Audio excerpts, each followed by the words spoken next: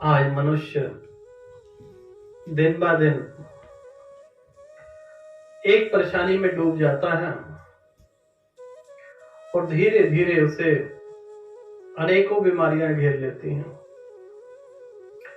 अगर मैं आपसे प्रश्न करूं कि आप में से शुगर और ब्लड प्रेशर कितने लोगों को है, तो कुछ ही परसेंट लोग हाँ कहेंगे। परंतु अगर मैं आपसे यह प्रश्न करूं कि चिंता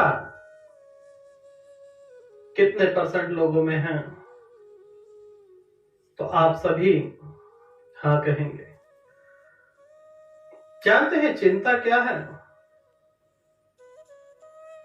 चिंता दूसरे दे जाते हैं और हम ग्रहण कर लेते हैं। छोटी सी जो चिंता है वह चिता के समान होती है। करना कुछ नहीं है, आपको कोई भी परेशानी नहीं है। परमात्मा ने आपको स्वास्थ्य अच्छा दिया है, अच्छा खा पी रहे हैं, बच्चे अच्छे स्कूल में पढ़ रहे हैं, चाहे वह गवर्नमेंट स्कूल ही क्यों ना हो, अच्छा है। 2 वक्त की रोटी मिल रही है और छत पे छप्पड़ है,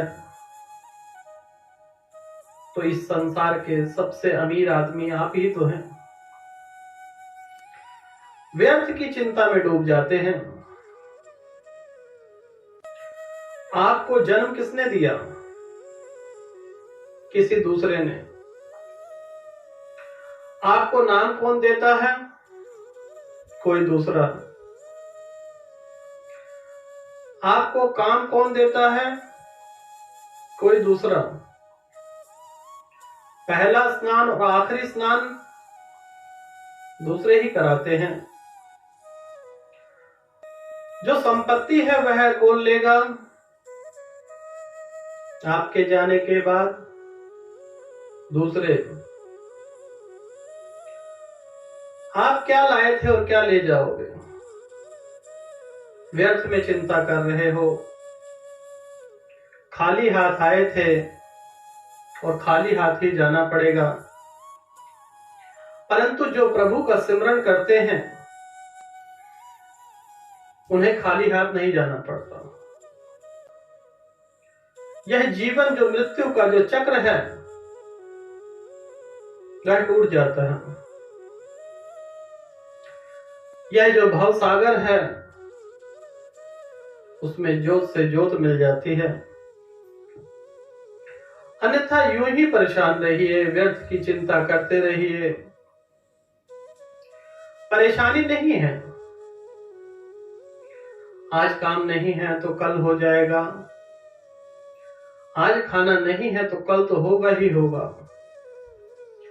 परमात्मा कभी किसी को परेशान नहीं करते, कभी किसी को भूखा नहीं रखते। मेहनत तो आपको करनी ही पड़ेगी। जो ये जवानी का टाइम मिला है उसमें अगर थोड़ी सी मेहनत करेंगे तो संपूर्ण जीवन सुखमय होगा। अगर जवानी में आवारागर्दी करेंगे, किसी प्रेम में पड़ जाएंगे तो आपका जीवन व्यर्थ हो जाएगा और बुढ़ापे में अत्यधिक मेहनत करनी पड़ेगी जो आपसे होगी नहीं। जानते हैं बीमारियों का राजा क्या है?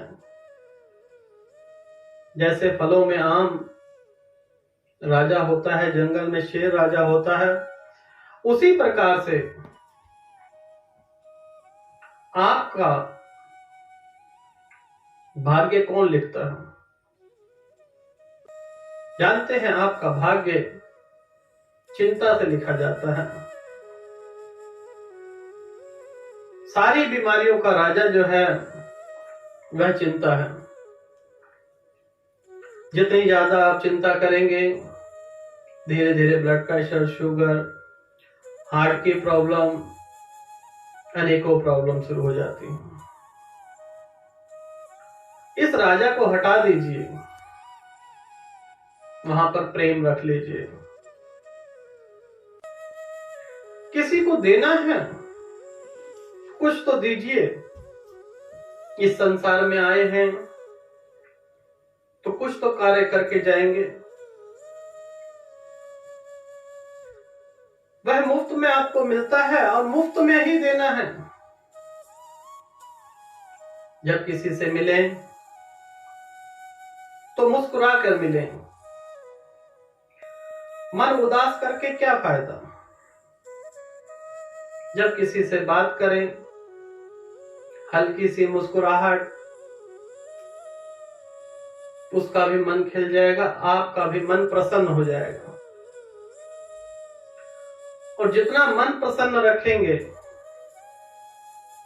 उतनी ही ऊर्जा आपको मिलेगी। और जितना ऊर्जावान होंगे आप, धीरे धीरे आपको बीमारियां पीछा छोड़ देंगी। अगर बीमारियां पीछा छोड़ दें तो धन इकट्ठा होगा, और अगर धन इकट्ठा होगा तो आप लक्ष्मीपति बन ही गए। यूं कहें लक्ष्मी नारायण। जहां पर लक्ष्मी जी विराजमान होती हैं, वहां पर नाना प्रकार के सुखों की अनुभूति होती है। अगर माता लक्ष्मी नाराज हो जाएं तो सारा पैसा आपका हॉस्पिटल में जाएगा, डॉक्टरों के पास जाएगा। यह आपका निर्णय है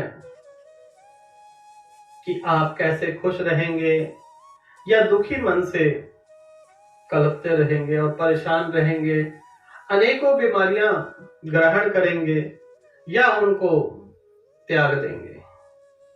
यह आपके जीवन पर निर्भर करता है कि अपने जीवन को किस प्रकार से जिएंगे। ये जो बहुमूल्य जीवन है, जानते हैं इसका अर्थ क्या है?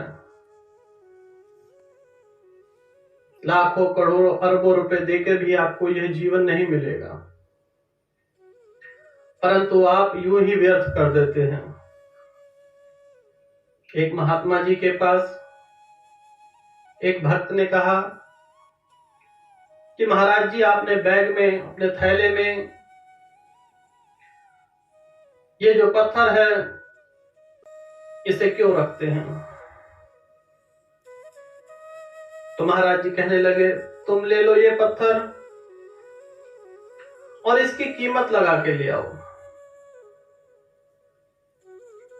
वह भक्त उस पत्थर को लेके बाजार में गया, लोहार को दिखाया। लोहार को कुछ समझ नहीं आया। वह कहने लगा कि मैं इसे बांट की तरह तौल लूंगा, लगभग 10 किलो इसका वजन है, तो मैं तुम्हें 10 किलो लोहा दे देता हूं। उसने कहा, नहीं, मुझे इसे बेचना नहीं है, मुझे इसकी कीमत लगानी है। अब वह सुनार के पास गया।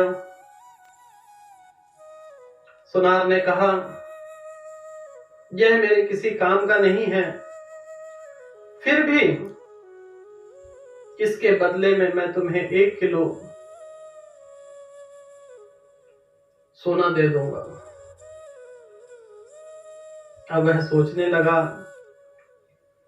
कि इतनी ही देर में इसका भाव कितना बढ़ गया। वह 10 किलो लोहा देने को तैयार है, यह 1 किलो सोना देने को तैयार है।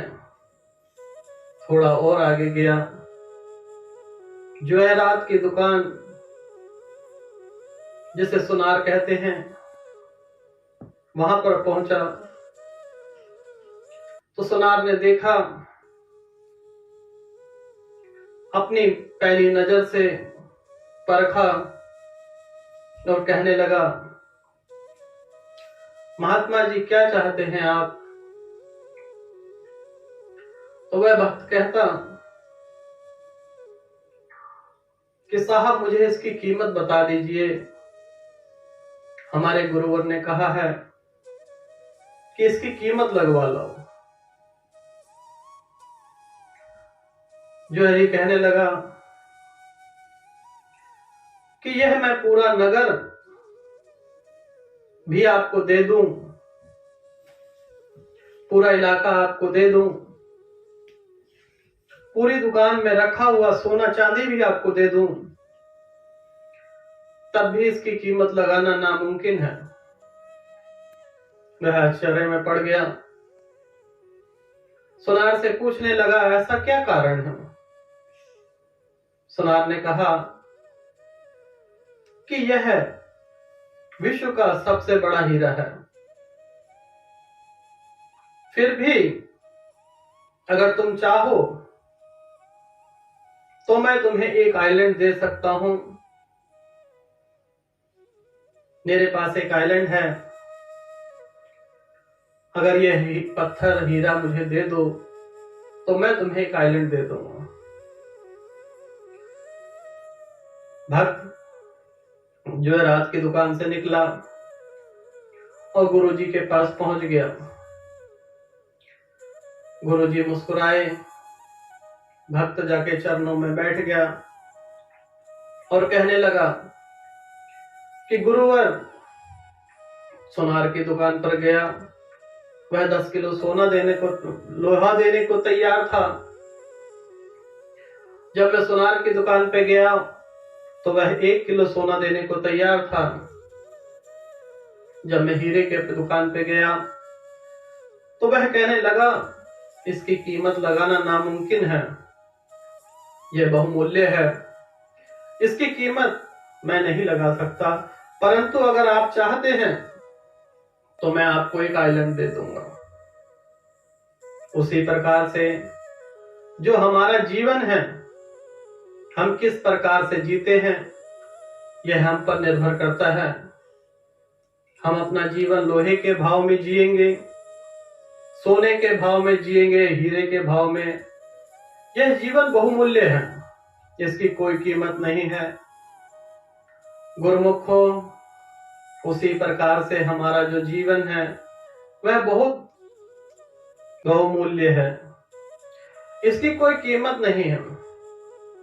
आप इस संसार में आए हैं, लोहे की तरह से जिएंगे, सोने की तरह से जिएंगे, हीरे की तरह से, यह आपका निर्णय है। यह जीवन दोबारा नहीं मिलेगा। इस जीवन को समझना चाहते हैं तो एक एक बारीकी को समझें। दुख और सुख यह मनुष्य के बनाए हुए हैं। यह भेद है कि दुख में भी सुख ढूंढिए और सुख तो सुख है ही है। जिस प्रकार से सुख ज्यादा समय तक नहीं रहता, उसी प्रकार से दुख भी ज्यादा समय तक नहीं रहता। तो यह आपका निर्णय है कि यह आपका संपूर्ण जीवन किस प्रकार से जिएंगे, स्वर्गवासी होकर जिएंगे या नरकवासी। इसी भूखंड का हिस्सा है, ना तो स्वर्ग और ना नरक किसी दूसरे भूखंड का हिस्सा नहीं है। यह मनुष्य की सोच पर निर्भर करता है कि वह स्वर्ग में विराजमान है या नरक में।